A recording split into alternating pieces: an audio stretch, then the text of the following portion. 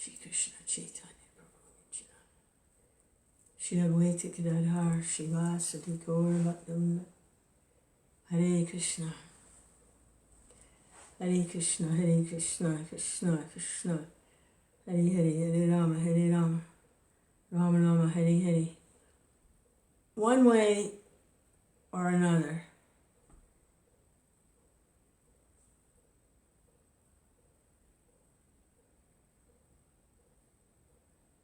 we have to become absorbed in Krishna. So there's no room for Maya. One way or another. One way or another becomes so absorbed in Krishna consciousness that everything is Krishna.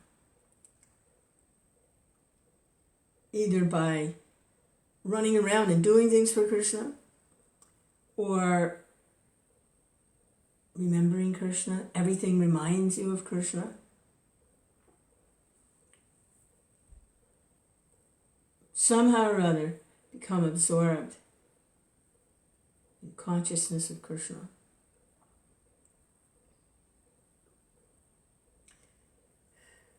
So I'm not so much in the running around and doing lots of things for free. I did that already. And I can't do it now anyway. I'm too old. Running around. Yeah, right. Hare Krishna. You're putting one step before the other is like a big deal. Never mind running. So everything reminding of Krishna. So I have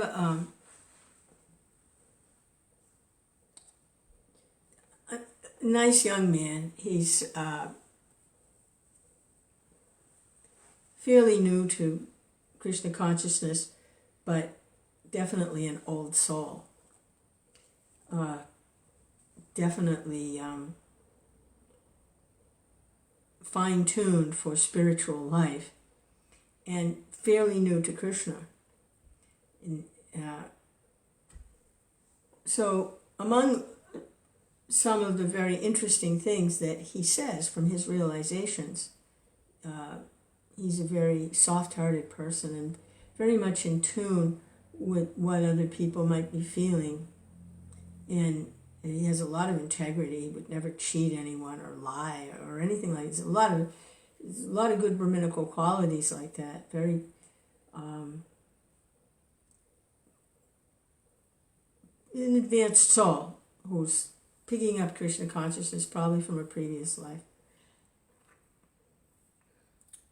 So he has said a number of times how he meditates on Dhruva Maharaj.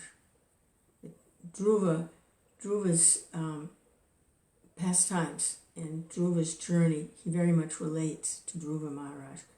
So he says that, and I'm listening. Oh yes, yes, Dhruva Maharaj. Yeah, very nice. Oh yeah, Dhruva Maharaj. But today, I went into it a little more deeply, and Dhruva felt slighted. Dhruva felt that he was being denied access to what was rightfully his. Dhruva was he was a prince. He was a child. He was about 5 years old, a young child, but he was born from one of his father was a king, and he had several wives. This is going back old days, old times, very old times. And the co-wife wouldn't let Dhruva sit on his father's lap and spoke to him very harshly. You're not my child. I didn't give birth to you. And I'm the favorite queen. So just get out of here. My son is going to sit on the throne. My son is going to inherit the kingdom, not you. And pushed him away very cruelly, harshly. And the father didn't protest. He was evidently very attached to this particular queen, even though you can see she's pretty harsh. And Dhruva was very upset. He was so upset that he asked his mother, "What can I do? I can't tolerate this." And his mother said, "I can't help you. I'm not his favorite queen, and you're not his favorite son. So what can we do? We can't do anything." But Dhruva wouldn't accept that. He says, "No, I'm not accepting that. This is wrong. I must fix this. I must have a kingdom greater than my father's. Never mind, he can keep his kingdom. I don't care. He can keep all his queens. I don't care. I want a kingdom greater than his." He's a child, but very strong-willed. His mother, she couldn't pacify him. She said, "The only one that can help you is God. Lord Vishnu is the only one that can help you. I can't help you. You have to pray to God to help you. Either become freed from this obsession or get it fulfilled, but he's the only one that can help you." "Where is he? I want to find him. I'll find him. Where is he? I'm going to get help from Vishnu. Where is he?" And Mama said, "Well, the great sages, they find him in the forest, they meditate, and then they have darshan with him, and then he's known to fulfill everyone's desires, so they go to the forest." Whether she knew that he would take her up on that and do what he did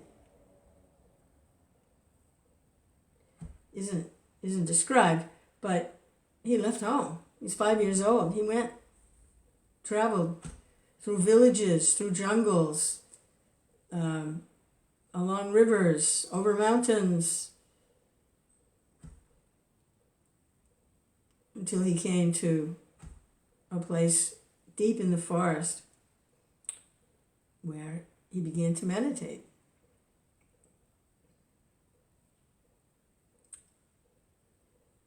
And it's described he wasn't eating, he was just eating some dry leaves, standing on one foot. He was meditating, he was doing austerity. He's 5 years old.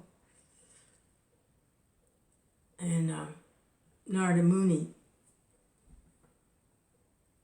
appeared there. So he received a spiritual master. And Dhruva explained what he wanted, and Narada gave him a mantra. Om Namo Bhagavate Vasudevaya. Dhruva began to chant the mantra.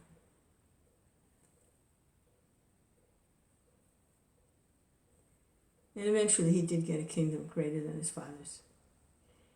He received the highest planet in the material world, which isn't destroyed when the material world is destroyed. So it's not actually in the material world. It's called the pole star, or the North Star. And astrologically, everything revolves around this pole star. So he received that planet.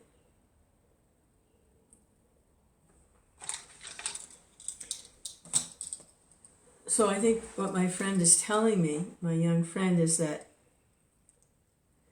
he feels he doesn't have access, and that he's not even going to try to fit in, because he just doesn't fit in with what's going on within the structured program for spreading Krishna consciousness. He just doesn't fit into that structure. So he very much relates to Dhruva Maharaj, and so he has that mood of, only Vishnu can help me. So I finally got it today, what he was sharing with me, that only Vishnu can help me. I'm not being accepted within the formal structure of the society. Only Vishnu can help me. And it's pretty beautiful, actually. I'm really happy for him that he can meditate like that. He can relate to the moods of these pure devotees. So his life is already successful. If he can feel what Dhruva is feeling and reach the conclusions that Dhruva Maharaj was reaching, that only Vishnu can help me, his life is already perfect. Whether he gets a kingdom or not. Just really relishing that. So then I wanted to read the pastime of Dhruva, what Dhruva went through. And it's explained in great detail in the 4th canto, chapter 8. And then there's a kind of summary of it in the 2nd canto, chapter 7.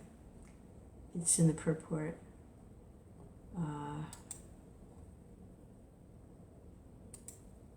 Text 8, chapter 7. And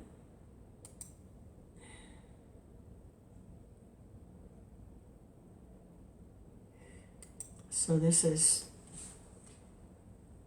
Om Namo Bhagavate Vasudevaya. Om Namo Bhagavate Vasudevaya. Om Namo Bhagavate Vasudevaya. Let me see if I can get the meter for the verse.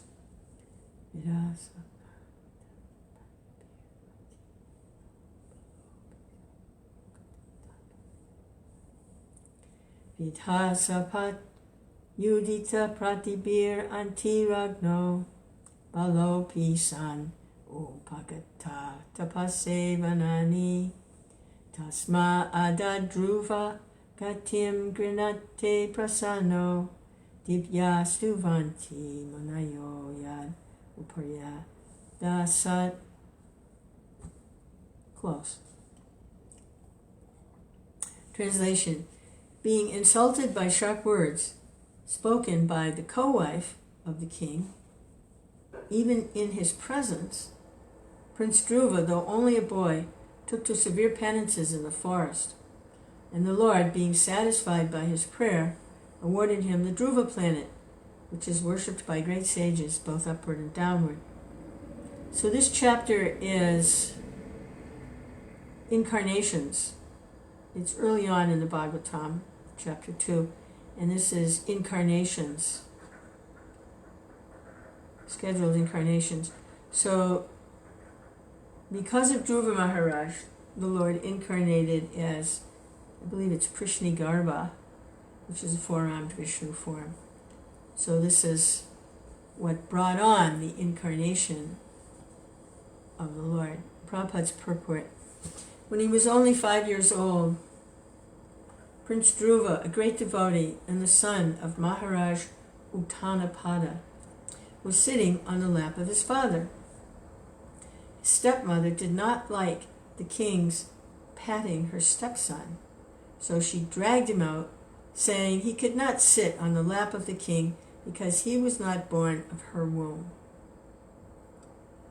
The little boy felt insulted by this act of his stepmother, nor did his father make any protest, for he was too attached to his second wife. After this incident, Prince Dhruva went to his own mother and complained. His real mother also could not take any step against the insulting behavior, and so she cried, she wept. The boy inquired from his mother how he could sit on the royal throne of his father, and the poor queen replied that only the Lord could help him. The boy inquired where the Lord could be seen, and the queen replied that it is said that the Lord is sometimes seen by great sages in the dense forest. The prince decided to go into the forest to perform severe austerities in order to achieve his objective. Prince Dhruva performed a stringent type of penance under the instruction of his spiritual master, Sri Narada Muni, who was specifically deputed for this purpose by the personality of Godhead. Prince Dhruva was initiated by Narada into chanting the hymn composed of 18 letters, namely, Om Namo Bhagavate Vasudevaya, which is the mantra that Prabhupada established should be chanted before formal classes on Srimad Bhgavatam. Om Namo Bhagavate Vasudevaya. Om Namo Bhagavate Vasudevaya.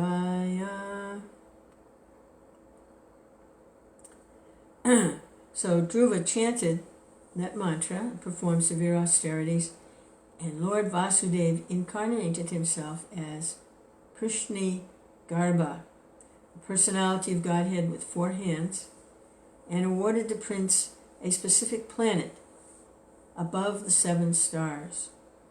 Prince Dhruva, after achieving success in his undertakings, saw the Lord face to face, and he was satisfied that all his needs were fulfilled. The planet awarded to Dhruva Maharaj is a fixed Vaikuntha planet installed in the material atmosphere by the will of the Supreme Lord Vasudeva. This planet, although within the material world, so this Vasudeva was reading somewhere else, because I was wondering, well, Krishna's father's name is Vasudeva, but that's not this, and Krishna is known as Vasudeva, but that's not what's being referred to here. Vasudeva, Sankarshan, Pradyumna, and Aniruddha are the 4 Vishnu expansions. So this is referring to the Vishnu expansion of Vasudeva, not referring to Krishna as the son of Vasudeva. There's a distinction there. I was reading that the other day, one of the purports. So this is the Vasudeva of the Chaturvyuha, the expansion for maintaining the material world and expanding the material facilities is Chaturvyuha, Sankarshan, Vasudeva, Sankarshan, Pradyumna, and Aniruddha.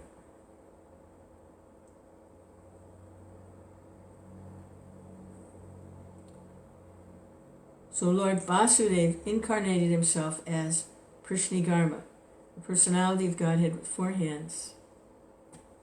The planet awarded to Dhruva Maharaj is a fixed Vaikuntha planet installed in the material atmosphere by the will of the Supreme Lord Vasudeva. Vasudeva, Sankarshan, Pradyumna, and Aniruddha, Vishnu Vasudeva. This planet, although within the material world, will not be annihilated at the time of devastation, but will remain fixed in its place. Because it is a Vaikuntha planet, never to be annihilated, it is worshipped even by the denizens of the 7 stars situated below the Dhruva planet, as well as the planets which are even above the Dhruva planet. Maharshi Bhrigu's planet is situated above the Dhruva planet. So the Lord incarnated himself as Krishna Garbha just to satisfy a pure devotee of the Lord. We see that so many places. Hiranyakashipu was causing problems for his son, Prahlad Maharaj, a pure devotee of the Lord. And to protect his devotee, he appeared as Nrsingadeva in an angry mood. So here, and King Satyavrata, Krishna appeared as the Matsya incarnation to satisfy King Satyavrata.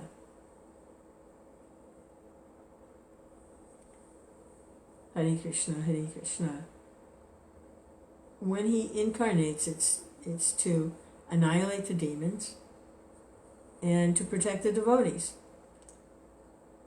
So specifically, if there's a pure devotee,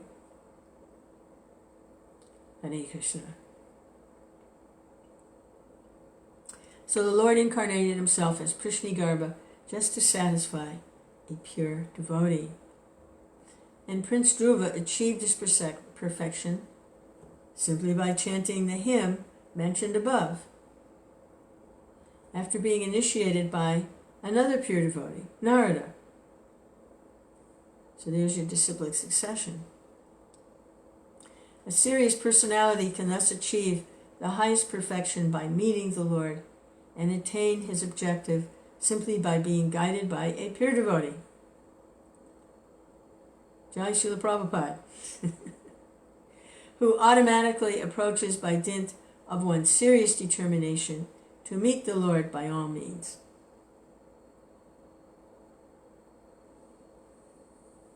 Guided by a pure devotee who automatically approaches by dint of one's serious determination to meet the Lord by all means. And that is fully described in the 4th canto. That was just a little brief outline. So I want to look at the 4th canto, and there's a lot going on in the 4th canto, say the least. The 4th canto is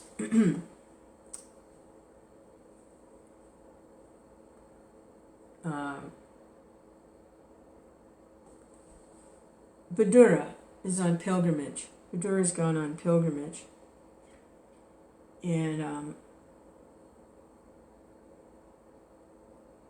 why did he go on pilgrimage? Oh, because he was insulted. Devotees get insulted. He was insulted by Duryodhana when he tried to give good advice to Dhritarashtra not to give in to all of Duryodhana's evil plots. Don't go along with him. And Dhritarashtra couldn't. He was attached to his son, whatever his son came up with, all these really nasty things Duryodhana came up with.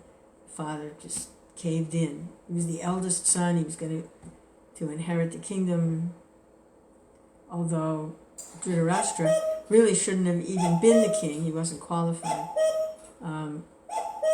When King Maharaj Yudhisthira became of age, Dhritarashtra should have turned over the kingdom to him, but he didn't. He listened to Duryodhana, and they sent Yudhisthira and his brothers off into the forest somewhere to rebuild ruins that had been a kingdom at one time. And they rebuilt it in such a wonderful way that it was a wonderful place. It was super opulent. That just made Duryodhana angrier. So Dhritarashtra wasn't about to turn over the kingdom to the Pandavas. He wanted his son to inherit, even though Dhritarashtra was not supposed to be on the throne anymore. He wouldn't give it up. So Vidura was trying to give some good advice to Dhritarashtra. Don't listen to Duryodhana. You're holding the kingdom for the Pandavas. They're of age. They should be turned over. And he wouldn't listen. He wouldn't listen. I believe he actually said, "What can I do? I'm attached to my son. My son wants the kingdom. I'm attached. He wants to be the king. What can I do? How can I?" I'm his father, and that's what he wants. He wants to be the king. So Duryodhana, hearing Vidura giving this good counsel, that Vidura is telling his father Dhritarashtra, don't listen to Duryodhana, and Duryodhana's hearing this and he's getting angry. What do you mean, don't listen to me? He should be thrown out of here within an inch of his life. Throw him out! Vidura and Dhritarashtra were brothers, stepbrothers, and they were very close. So Vidura understood the situation is out of hand. I'm gone. So he went on pilgrimage, and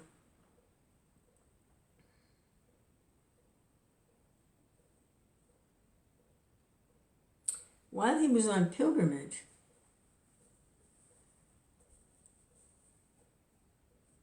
the battle took place, Kurukshetra. And Duryodhana and his whole army and everyone, they were all killed. And practically all the armies devastated each other. Vidura was on pilgrimage. He was wandering. He'd given up any kind of royal comforts or anything. He was just wandering on pilgrimage. And he came across Uddhava, who was lamenting. I think this is how it goes. Who was lamenting because Krishna had just left the planet. The Yadu dynasty, they had engaged in fighting amongst themselves. It was part of Krishna's plan. And they had all killed each other. This was after Kurukshetra. And because Krishna had left the planet, and they were all leaving too, and that's how they were leaving.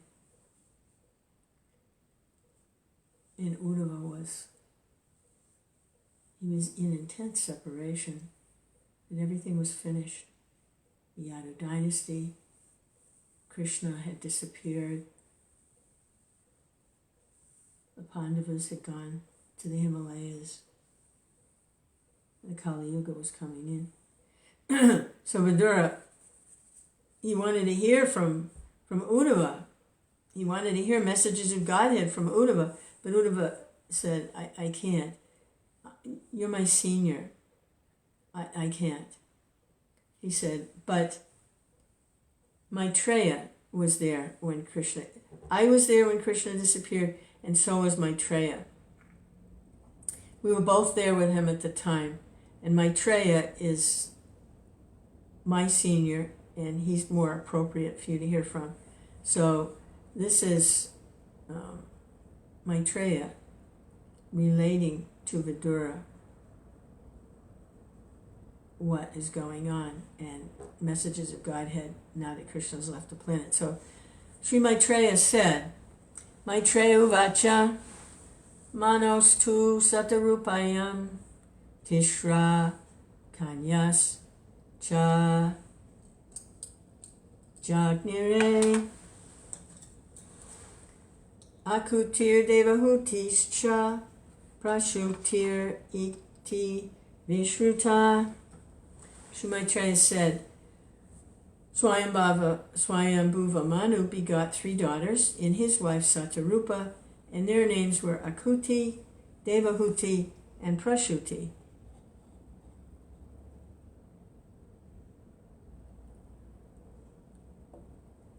Prabhupada's purport.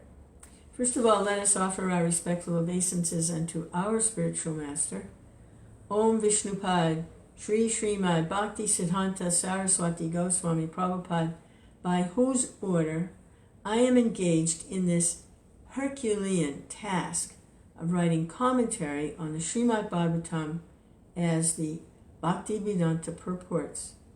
By his grace, we have finished 3 cantos already, and we are just trying to begin the 4th canto. By his divine grace, let us offer our respectful obeisances unto Lord Chaitanya, who began this Krishna consciousness movement of Bhagavat Dharma 500 years ago, and through his grace, let us offer our obeisances to the 6 Goswamis, and then let us offer our obeisances to Radha and Krishna, the spiritual couple who enjoy eternally in Vrindavan with their cowherd boys and damsels in Vrajabhumi. Let us also offer our respectful obeisances to all the devotees and eternal servitors of the Supreme Lord. Jai Srila Prabhupada. He's saying somehow or other he's managed to translate with commentaries, word for word, transliterations in a very authoritative, detailed scholarly way 3 of the cantos out of the 12. And now he's starting the 4th. So he's taking a moment to pause and reflect on what a miracle that has already taken place. I mean, he's in his, how old is Prabhupada? He's in his 70s, mid-70s.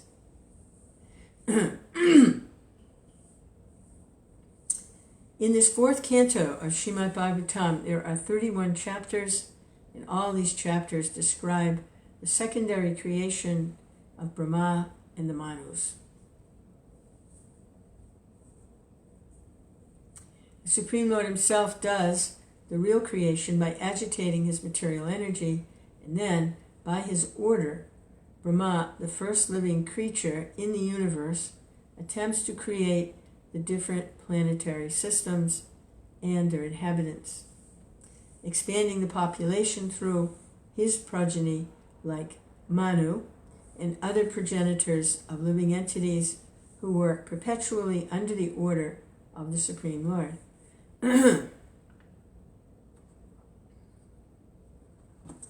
So it would appear that Brahma is the first living creature in the universe, and everyone is descended from Brahma, it would appear. If he's the first living entity, where's everybody coming from? Coming from Brahma. Through his progeny, like Manu, and other progenitors of not just human beings, but living entities. In the 1st chapter of this 4th canto, there are descriptions of the 3 daughters of Swayambhuva Manu and their descendants. The next 6 chapters describe the sacrifice performed by King Daksha and how it was spoiled. Daksha was one of the progenitors. Thereafter, the activities of Maharaj Dhruva are described in 5 chapters. Then, in 11 chapters, the activities of King Prithu are described, and the next 8 chapters are devoted to the activities of the Prachetha kings. As described in the 1st verse of this chapter, Swayambhuva Manu had 3 daughters, named Akuti, Devahuti, and Prashuti. Of these 3 daughters, one daughter, Devahuti, had already been described along with her husband Kardama Muni and her son Kapila Muni. In this chapter, the descendants of the first daughter, Akuti, will specifically be described. Swayambhuva Manu was the son of Brahma. Brahma had many other sons, but Manu's name is specifically mentioned first because he was a great devotee of the Lord. In this verse, there is also the word Cha, indicating that besides the 3 daughters mentioned, Swayambhuva Manu also had 2 sons.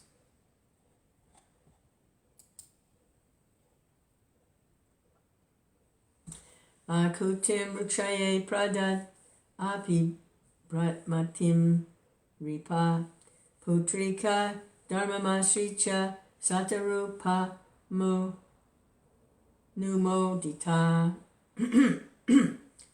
Akuti had 2 brothers, but in spite of her brothers, King Swayambhuva Manu handed her over to Prajapati Ruchi on the condition that the son born of her be returned to Manu as his son. This he did in consultation with his wife Satarupa. Akuti had 2 brothers, but in spite of her brothers, so that would have meant that he would now have 3 sons. And what that means, in spite of,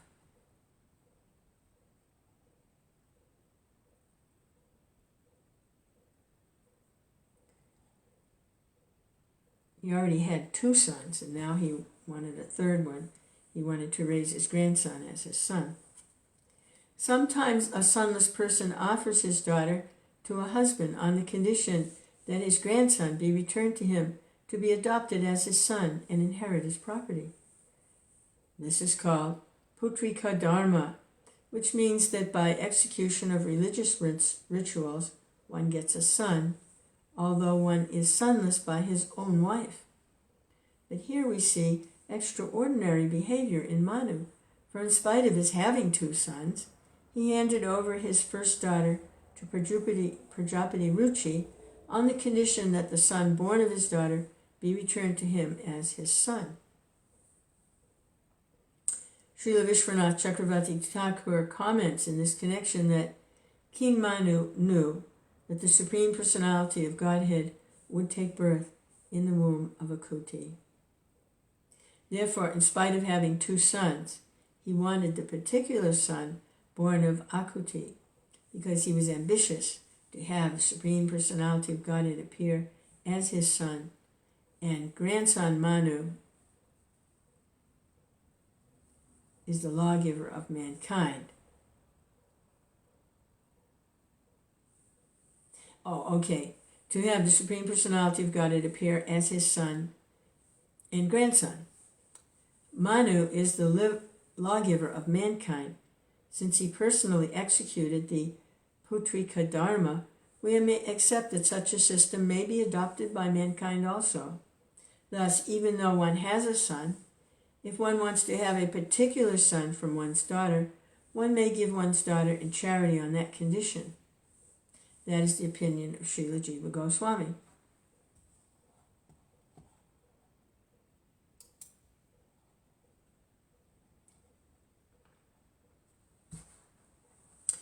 Prajapati sa Bhagavan Ruchistasyam Ajijanat Mitunam Brahmavarkaspi Paramena Samadhina.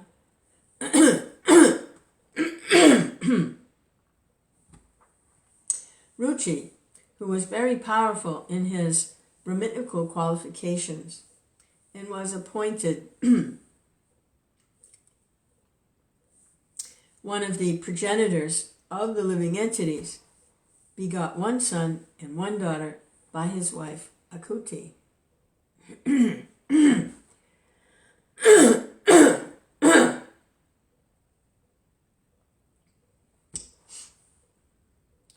The word Brahma Varchasvi is very significant. Ruchi was a Brahmana, and he executed the Brahminical duties very rigidly. As stated in Bhagavad Gita, the Brahminical qualifications are control of the senses, control of the mind, cleanliness within and without, development of spiritual and material knowledge, simplicity, truthfulness, faith in the Supreme Personality of Godhead, etc. There are many qualities which indicate a Brahminical personality, and it is understood that Ruchi followed all the Brahminical principles rigidly. Therefore, he is specifically mentioned as Brahma Varchasvi, one who is born of a Brahmin father, but does not act as a Brahmin, is called in Vedic language a Brahma Bandhu, and is calculated to be on the level of Sudras and women.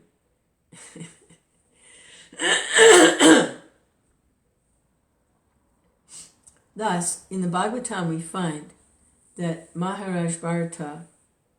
Mahabharata was specifically compiled by Vyasadeva for Sri Sudra Brahma Bandhu. Sri means women, Sudra means the lower class of civilized human society, and Brahma Bandhu means persons who are born in the family of Brahmanas but who do not follow rules and regulations carefully. All of these 3 classes are called less intelligent.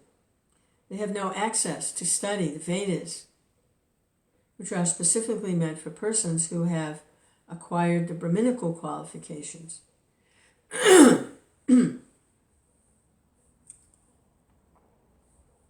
The This restriction is based not upon any sectarian distinction, but upon qualification. The Vedic literatures cannot be understood unless one has developed the Brahminical qualifications. It is regrettable, therefore, that persons who have no Brahminical qualifications and have never been trained under a bona fide spiritual master nevertheless comment on Vedic literature like the Srimad Bhgavatam and other Puranas, for such persons cannot deliver their real message. Ruchi was considered a first-class Brahmana, therefore he mentioned here as Brahma Varchasvi, one who has full prowess in Brahminical strength. A Vaishnav can be found in any social strata. A Vaishnav isn't necessarily a Brahmana in the sense of Varnashram. And a Brahmana may not be a Vaishnava. He may have all Brahminical qualities. Bhakti Siddhanta discusses it in great detail in his very long essay, Brahmana and Vaishnava.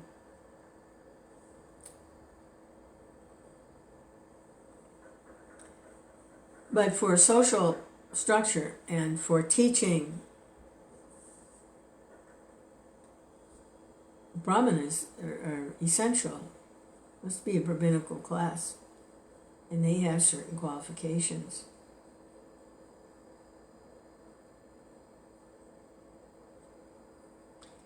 So sometimes people are born in a Brahmin family, and they claim to be Brahmins, and they try to teach, but they're not qualified. They're not qualified because they don't have Brahminical qualities. That's one of the things Bhakti Siddhanta discusses, that at one time, being born in a Brahmin family, a person automatically had the qualifications of a Brahmin. But over time, that's deteriorated. Intermarriage, all kinds of things going on, and so just being born in a Brahmin family is especially in Kali Yuga, everyone's actually born a Sudra. But someone who has Brahminical qualities can be recognized as having Brahminical qualities and can perform the functions for society of a Brahmana. At least that's my understanding. Of course, I'm less intelligent. It's true, but I'm trying to, like the devotee who was sitting on the side of the road holding the Bhagavad Gita and crying, and Chaitanya Mahaprabhu was passing by and he saw the man sitting there with the Gita crying. He said, "Why are you crying?" And the man said, "My spiritual master has instructed me I must read Bhagavad Gita every day. But I never learned how to read. I'm illiterate." Mahaprabhu, "So that's why you're crying? Was he asked you to read and you can't read?" The man said, No, that's not why I'm crying. I'm crying because whenever I remember Krishna as the charioteer of Arjuna, I get tears in my eyes. Just seeing them together. And Krishna guiding Arjuna, instructing Arjuna.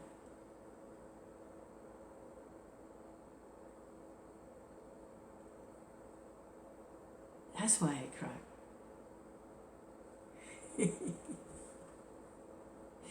Krishna,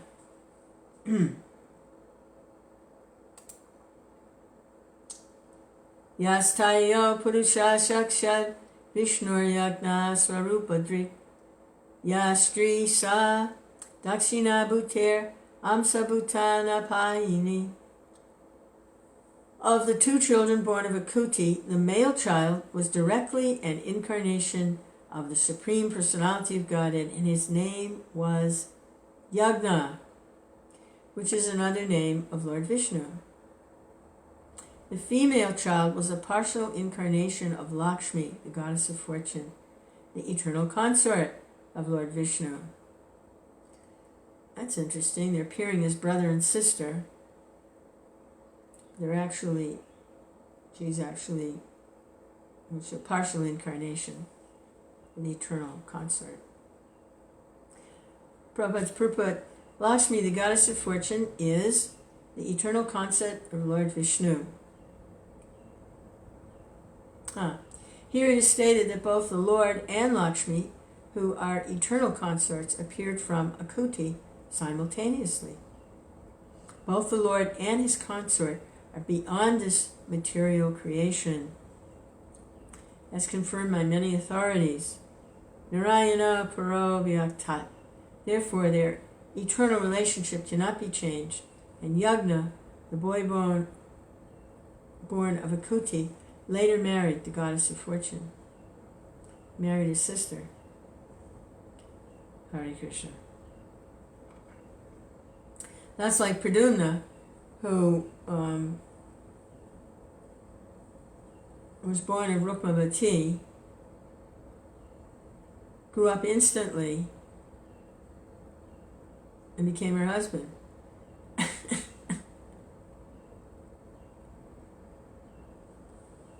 Krishna, these are not material forms.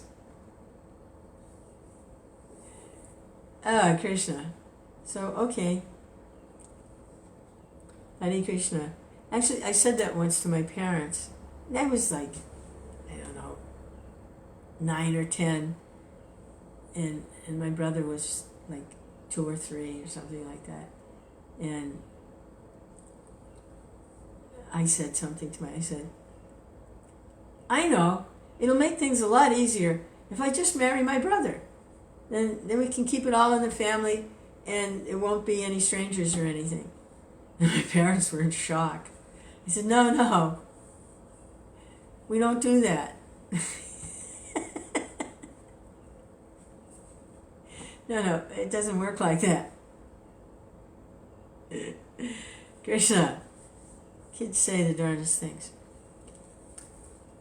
Aninye swa griham putraya putranam vitata rochisam swayambhuva mud ayukto ruchir jagraha dakshinam. Swayambhuva Manu very gladly brought home the beautiful boy named Yagna, and Ruchi, his son-in-law, kept with him the daughter Dakshina. So her name was Dakshina. Purport. No, he said Yagna later married the goddess of fortune. He didn't say he married his sister. Maybe I jumped to conclusions there. Let's see. Let's find out. Swayambhuva Manu was very glad to see his daughter Akuti had given birth to both a boy and girl. He was afraid he would take one son, and that because of his son-in-law, Ruchi might be sorry. Then, when he heard that a daughter was born along with the boy, he was very glad. Ruchi, according to his promise, returned his male child to Swayambhuva Manu and decided to keep the daughter, whose name was Dakshina. One of Lord Vishnu's names is Yagna, because he's the master of the Vedas. The name Yagna comes from Yajusampati, which means Lord of all sacrifices. In the Yajur Veda, there are different ritualistic prescriptions for performing yagnas, and the beneficiary of all such yagnas is the Supreme Lord. Okay, so the Yajur Veda, that's where you find lots of yagnas. Yajur, that's easy to remember. Yajur, yagna. And the beneficiary is always Vishnu. Therefore it is stated in Bhagavad Gita 3:9, Yagnar tat kamana, one should act, but one should perform one's prescribed duties only for the sake of Yagna, or Vishnu. If one does not act for the satisfaction of the Supreme Personality of Godhead, or if one does not perform devotional service, then there will be reactions to one's activities. It does not matter if the reaction is good or bad. If our activities are not dovetailed with the desire of the Supreme Lord, or we do not act in Krishna consciousness. See, Prabhupada is making a distinction there. This is the distinction between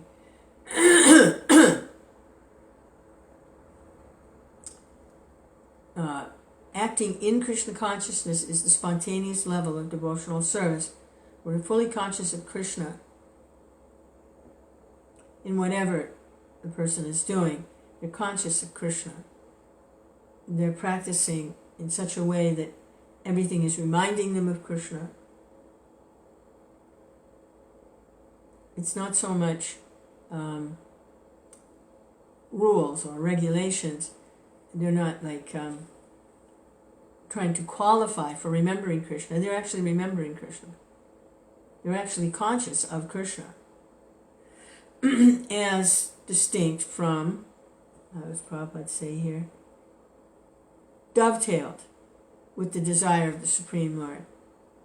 To dovetail one's activities to help the preaching movement. This is all described in Bhagavad Gita, chapter 12, on devotional service. To give in charity, to perform good works, to study the Vedas, try to become knowledgeable, all these different activities. So if we're not aspiring for Krishna consciousness by dovetailing our activities for the pleasure of the Lord, or already situated in consciousness of Krishna, and everything that we do is in Krishna consciousness, then we're responsible for the results of our activities. There is always a reaction for every kind of action, but if actions are performed for yajna, there is no reaction. Thus, if one acts for yajna, or the Supreme Personality of Godhead, one is not entangled in the material condition, for it is mentioned in the Vedas and also in Bhagavad Gita that the Vedas and the Vedic rituals are all meant for understanding the Supreme Personality of Godhead, Krishna. By all the Vedas I am to be known. From the very beginning, one should try to act in Krishna consciousness. That will free one from the reactions of material activities.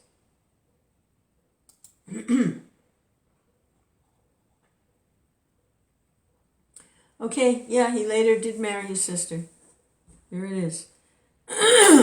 Tam kamaya nam bhagavan uvaha yaju sampiti tu strayam to sam apano janayad dvadasat majan.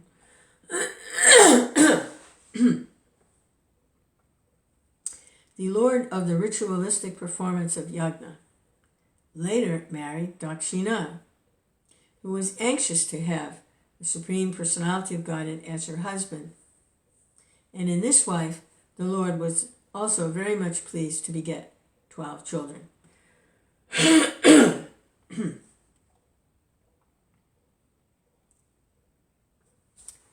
Prabhupada's purport. An ideal husband and wife are generally called Lakshmi Narayan, to compare them to the Lord and the goddess of fortune.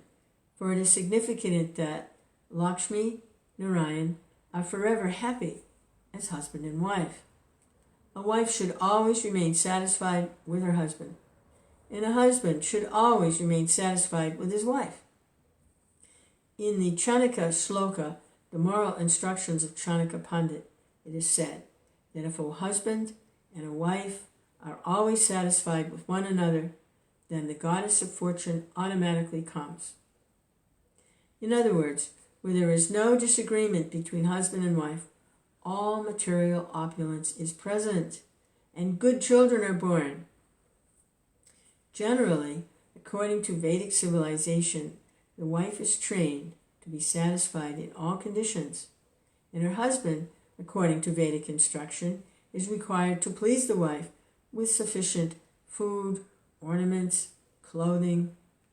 Then, if they are satisfied with their mutual dealings, good children are born. In this way, the entire world can become peaceful. But, unfortunately, in this age of Kali, there are no ideal husbands and wives. Therefore, unwanted children are produced, and there is no peace and prosperity in the present-day world. Well, now there are. There are ideal husbands and wives, and there are very nice children being produced. And it will continue on and on through the generations because of this Sankirtan movement and the preaching of the founder Acharya of the International Society for Krishna Consciousness. Tosa pratosa santoso Bhadra Shantir Idashpati Idma Kavir Vibhusvana Sudevo Rochano Drisat. The 12 boys born of Yagna and Dakshin were named Tosha, Pratosha, Shantosha, Bhadra, Shanti, Idaspati, Idma, Kavi, Vibhu, Svana, Sudeva, and Rochana. So, if anybody's looking for names for their children, Hare Krishna.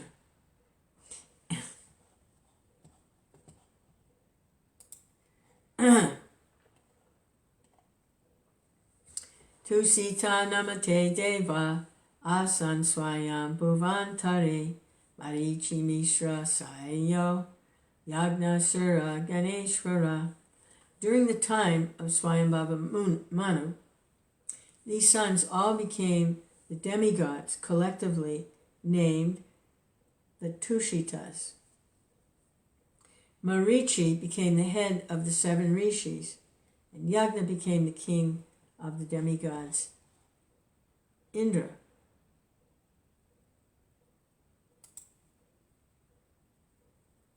Where did Marichi come from? I don't see him listed as the 12 sons.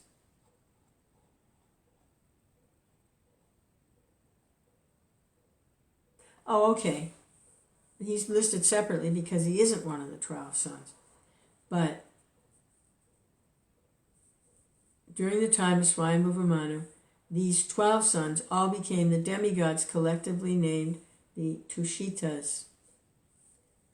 Marichi, the head of the 7 rishis, and Yagna became the king of the demigods, Indra. Yagna became Indra, personality of Godhead himself, as the incarnation. Yagna became the king of the demigods. Sometimes Krishna becomes Lord Brahma also. If there's no living entity qualified for the post of Brahma, then Krishna himself takes the post of Brahma. So here, Krishna himself, as this incarnation of Yagna, became Indra. Purport: during the life of Swayambhuva Manu, 6 kinds of living entities were generated from the demigods, known as the Tushitas.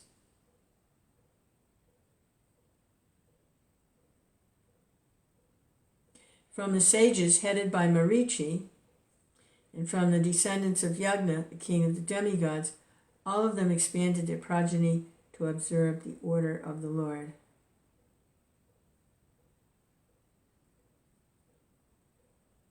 All kinds of living entities were generated from the demigods. from these 12 sons of Swayambhuva Manu. All kinds of living entities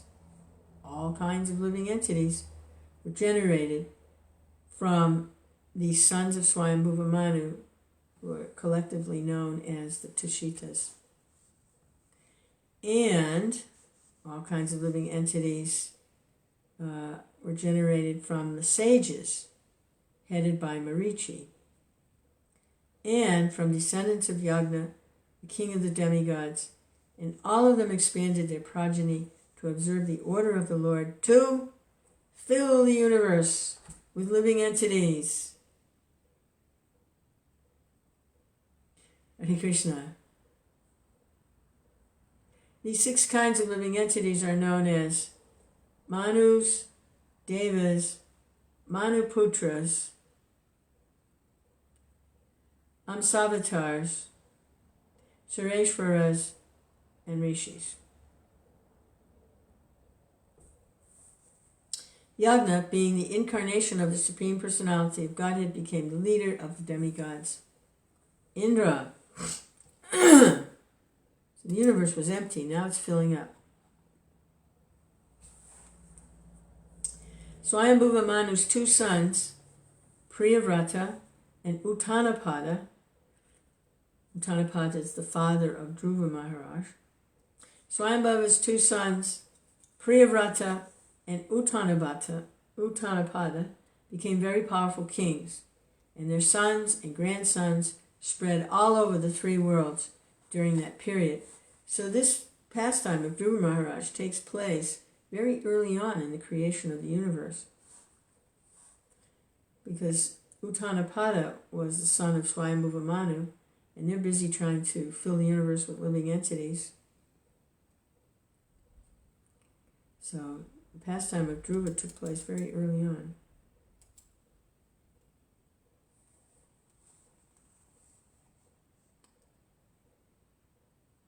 So this is Maitreya, and he's continued speaking.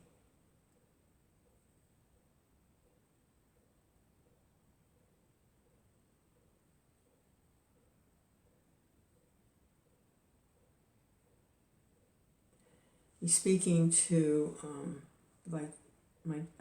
Maitreya is speaking to Vidura. It looks like he's addressing him as my dear son.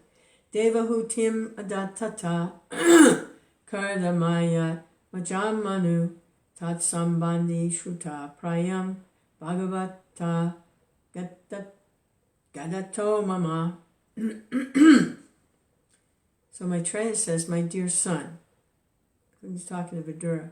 Swayambhuva Manu handed over his very dear daughter Devahuti to Kardama Muni. I've already spoken to you about them, and you've heard about them almost in full.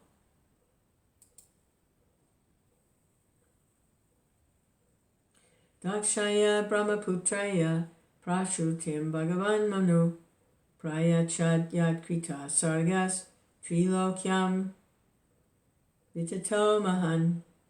Swayambhuva Manu handed over his daughter Prashuti to the son of Brahma named Daksha.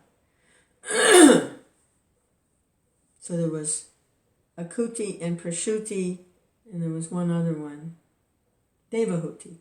Devahuti was given to Kardama Muni, Akuti was given to Yagna, and Prashuti was given to Daksha, poor Prashuti, who was also one of the progenitors of the living entities. The descendants of Daksha are spread throughout the 3 worlds. Daksha was very offensive to Lord Shiva. Ya Kardama Sutta Prokta Nava Brahmarshi Patnaya Devan Prashuti Prasavan Prochamanam Nibodame. So this is Maitreya talking to Vidura. He says, you've already been informed about the 9 daughters of Kardama Muni, who were handed over to 9 different sages. That must have been Canto 3.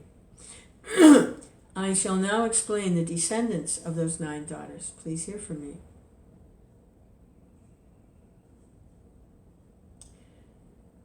For the third canto has already described how Karma Muni begot 9 daughters in Devahuti, and how all the daughters were later handed over to great sages like Marichi, Atri, and Vashishta.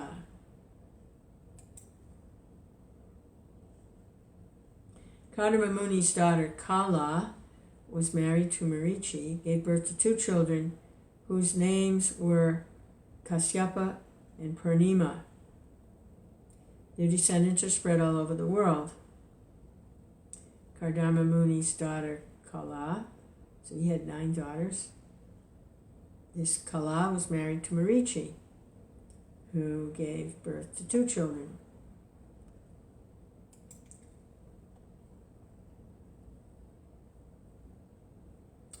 My dear Vidura, of the 2 sons, Kasyapa and Purnima,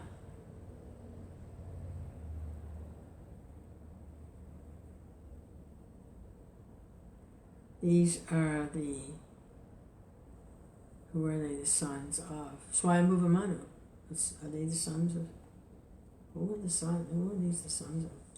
I'm getting confused here. Kasyapa and Purnima. No. Kasyapa and Purnima. Let me go back. 9 daughters. Okay, Kasyapa and Purnima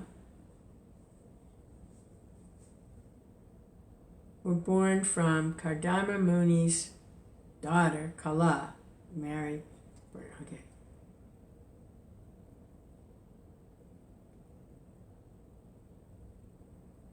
So, Kardama Muni, these are the grandsons of Swayambhuva Manu.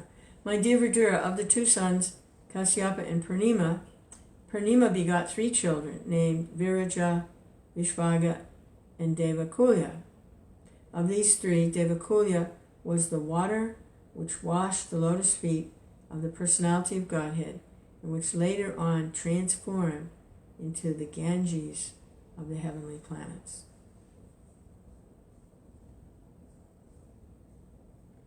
So this is one of the grandchildren of Swayambhuva Manu. 3 children. Doesn't say if it must have been a daughter. Ganges is always referred to as Mother Ganges. Of these 3, Devakulya was the water which washed the lotus feet of the personality of Godhead, and which later on transformed into the Ganges of the heavenly planets.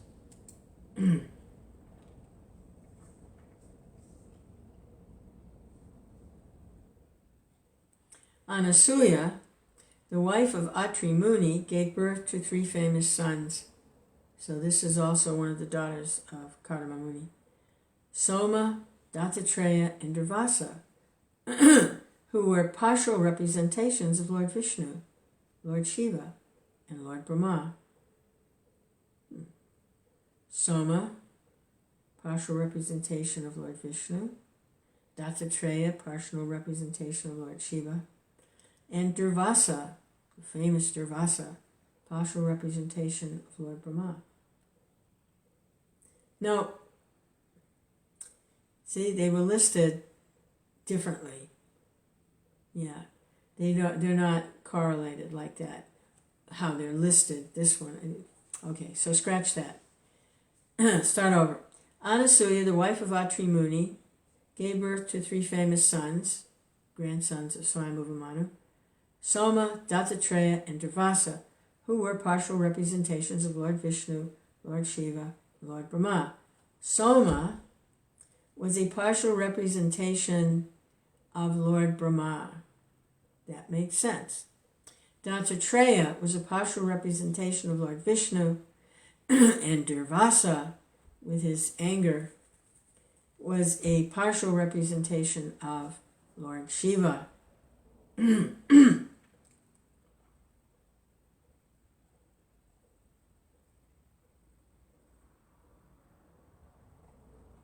Hare Krishna, Hare Krishna.